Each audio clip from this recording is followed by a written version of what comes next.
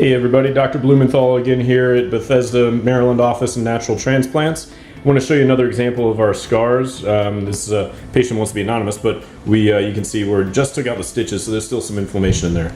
But this little tiny, basically paper cut line, thin line, that's what's all going to show once the hair evens out and some of that inflammation dies down. But again, another example of the work we do. And he took really good care of it. Again, a lot of that is credit to him of not exercising, not pushing it, taking care of it. But again, that's kind of what we look, and we're going to even out that hair in the next couple days and never see this. All right. Call us now, 844-327-4247, and ask about our Hue and Hue Plus procedures, which move more hair than ever before. Hope to hear from you soon.